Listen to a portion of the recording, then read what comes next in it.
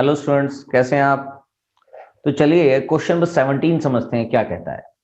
बहुत interesting question है, पहले क्वेश्चन समझना जरूरी है तभी इसको हम कर पाएंगे।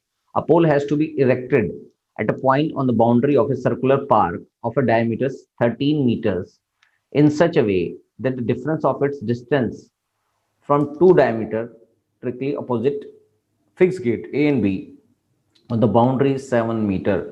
क्वेश्चन में लैंग्वेज डिफिकल्ट लेवल पे लिखी हुई है, इसको थोड़ा समझाता हूं मैं आपको कि एक डायमीटर 13 डायमीटर का एक सर्कुलर पार्क है।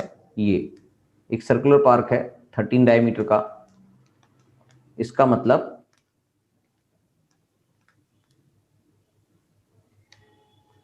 ये जो दिखाई दे रही है यानी कि ये डायमीटर है आपका 13 मीटर का।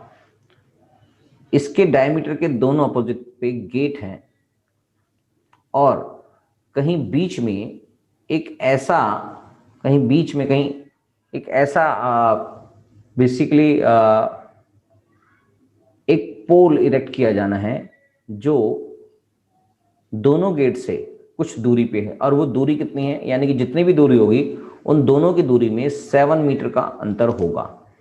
मतलब क्या सर, इसका मतलब ये है कि अगर P पॉइंट पे पोल है, यहां पर मान लीजिए पोल है और इसका B पॉइंट से यानी कि बीपी अगर 10 मीटर है तो AP को 17 मीटर होना चाहिए। यानी कि इन दोनों के बीच का जो डिफरेंस है BP माइनस AP या AP माइनस BP, कुछ भी आप करेंगे तो इसको हमेशा 7 ही आना है। यानी कि इन दोनों पोल के बीच ये जो पोल है और जो ये गेट्स हैं, इन गेट से कहीं ना कहीं पर भी जहां पर भी पोल लगाना है वहां पर इन दोनों के बीच की जो दूरी है वो कितना आएगा, 7 मीटर होना चाहिए। तो बस इसी क्वेश्चन के बेसिस पर इसको समझते हैं कि ये क्या कहता है। क्वेश्चन आपको समझ में आ चुका है। इस क्वेश्चन को समझना जरूरी था, आपको समझ में आ चुका होगा। आप इस क्वेश्चन को करते हैं। अब इस क्वेश्चन को करने के लिए पहले एक सर्कल खींच लेते हैं, फिगर बना लेते हैं इसकी। वैसे तो क्वेश्चन में बना ही रखी है।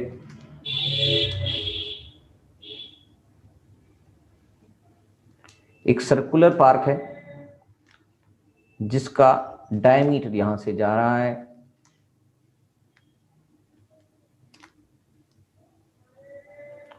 और आपको पता है कि डायमीटर से किसी भी पॉइंट पे ये ध्यान रखेंगे बात को, अगर डायमीटर से किसी भी पॉइंट पे सर्कल के किसी भी पॉइंट पे अगर हम एंगल बनाते हैं, एंगल सबटेंड करते हैं बेसिकली, तो ये जो एंगल सबटेंड होगा वो हमेशा 90 डिग्री का होगा। ये बात इंपॉर्टेंट है यहां पर। यानी कि ये जो आपके पास एंगल दिखाई दे रहा है ये ऑलवेज 90 डिग्री होता है, चाहे इस पॉइंट पे हो, चाहे इस पॉइंट पे हो, चाहे इस पॉइंट पे हो। तो हम ये एक पॉइंट मान लेते हैं जो उसके गेट्स हैं सर्कुलर पार्क के, वो हैं A और B। और इसको हमें P यानी कि इस पे यहाँ पर एक पोल लगना है और ये जो इसकी डिस्टेंस है इस पोल से, इसका जो डिस्टेंस है AP का डिस्टेंस और या BP का डिस्टेंस, इनमें से किसी को भी मैं x मान लेता हूं। यहां पर छोटा मैंने AP दिखा रखा है तो मैं इसको x मान लेता हूं। इसका मतलब ये हो जाएगा x+7। क्या मेरी बात समझ में आ गई है? यानी कि ये x+7 होगा। तो यहां पर हमने मान लिया और इसको ही हम फाइनली लिख देते हैं। Let P be the required location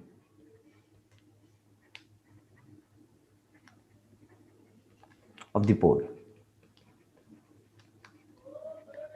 Correct. Let the distance of the pole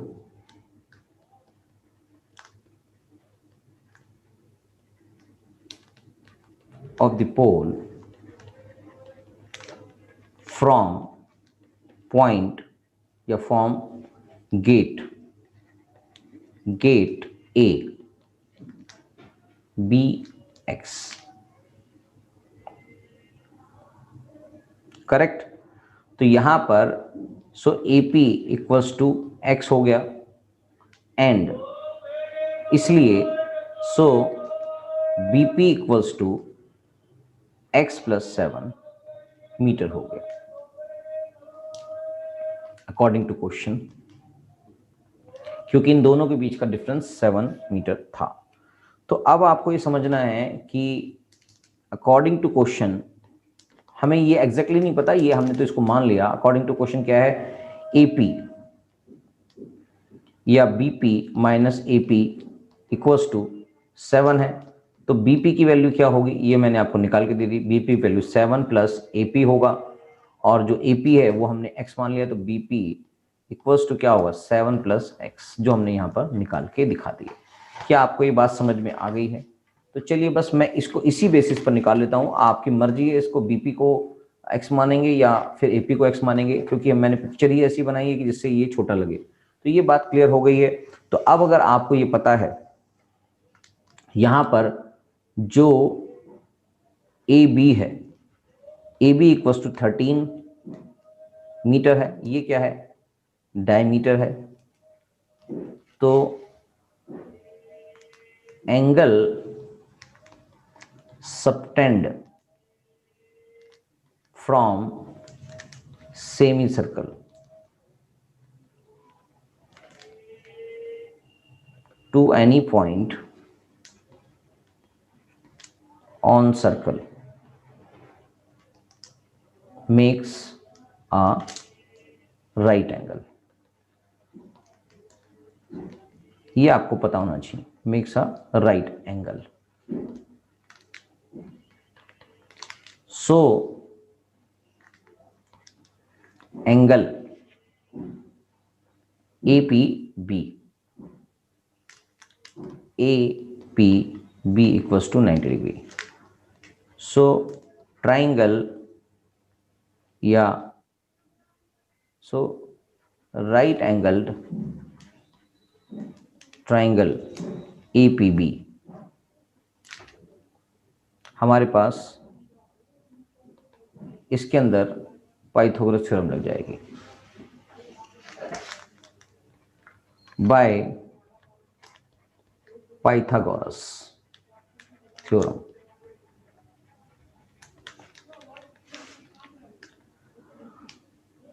A B square equals to A P square plus B P square. A B square हमारे पास 13 स्क्वायर दे रखी है, और ए पी की value हमारे पास हमने जो मानी है वो एक्स स्क्वायर है, प्लस बी पी की वैल्यू एक्स प्लस 7 स्क्वायर हो गई है। तो ये आ गया 169 equals to x square plus 14 plus 49 plus 14x। Further solve करेंगे इसको तो 169 equals to 2x square plus 49 plus 14x। Further solve करेंगे तो 2x स्क्वायर प्लस में 49 प्लस में 14x माइनस में 169। फर्दर सॉल्व करेंगे इक्वल्स टू 0, ये आ गया 2x square plus 14x minus 120 120 equals to 0। इसको हम 2 से डिवाइड भी कर सकते हैं, तो ये 2 कॉमन आ गया, इसका मतलब x square plus 7x minus 60 equals to 0। इसका मतलब x square plus 7x minus 60 equals to 0। ये इक्वेशन आपके सामने बन गई है, यानी कि ये क्वाड्रेटिक इक्वेशन है। इस क्वाड्रेटिक इक्वेशन को ही सॉल्व करना है, which is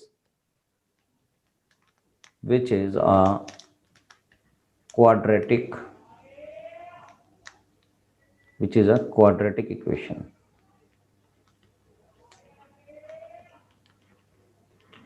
तो इसका डिस्क्रिमिनेंट देख लेते हैं। डिस्क्रिमिनेंट जो डिसाइड करेगा कि इसके रियल रूट्स कितने होंगे। Discriminant d equals to B square minus 4ac। तो बेसिकली हमने बी स्क्वायर माइनस 4ac के लिए इसमें ए बी सी निकालना है। a आपके पास है 1, b आपके पास है -7 और c आपके पास है +7, c आपके पास है -60। तो b स्क्वायर इज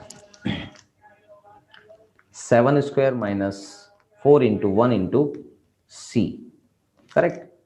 तो ये आ गया 49 प्लस में 240, ये आ गया आपका 982, 289 इज द डिस्क्रिमिनेंट। डिस्क्रिमिनेंट की वैल्यू ये आ गई है, इसका मतलब it is greater than 0, so it has 2 distinct real roots, correct. तो बेसिकली आपके पास x की वैल्यू निकालनी है, उसके लिए फॉर्मूला, क्वाड्रेटिक फॉर्मूला आ जाएगा प्लस माइनस रूट में। तो इसको हम डायरेक्ट लिख देते हैं, 2 डिस्टिंक्ट रूट लिख दिए हैं। तो हमने आपको पता है कि ये -b/2a प्लस में रूट d/2a हो गया, और दूसरा हो गया -b/2a minus root d/2a, correct. इसमें इसको फीड कर देते हैं, b की वैल्यू हमारे पास है 7, तो आ गया -7/2a प्लस में 289 रूट अपॉन में 2a। 2 की a की वैल्यू है 1, यहाँ पर भी a की वैल्यू 1। फर्दर सॉल्व करेंगे तो ये आ गया 7/2 माइनस का एंड प्लस में 17/2। फर्दर सॉल्व करेंगे तो यह आ जाएगी value -7 + 17/2 that is 10/2। Further solve करेंगे तो यह आ गया 5। क्या बात समझ में आ गई? तो x = 5 एक वैल्यू आपके सामने आ चुकी है। दूसरी वैल्यू भी हम निकाल देते हैं, तो x = -7/2 माइनस में 17/2। फाइनली आ गया -7/17/2 दैट इज 24 -24/2, यानी कि x की वैल्यू होगी -12, करेक्ट। तो आपके पास 2 डिस्टिंक्ट रूट्स यानी कि -12 और 5 आ चुके हैं, but distance cannot be in